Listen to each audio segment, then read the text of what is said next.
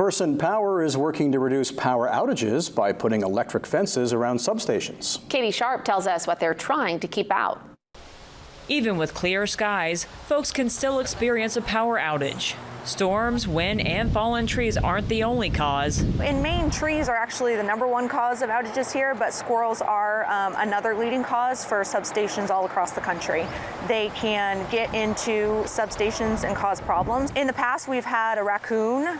And birds have been another issue. Versant Power is taking measures to change that. We are at the Broadway substation in Bangor. This week, our crews will be energizing a electric fence, which is located inside an exterior fence that is not energized.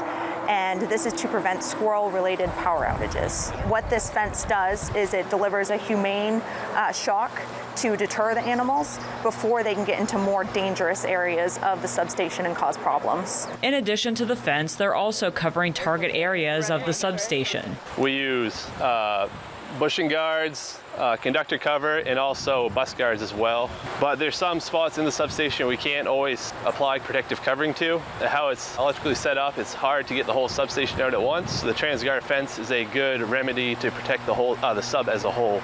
So with these additional safety measures, Versant Power is able to keep critters out and keep your power going.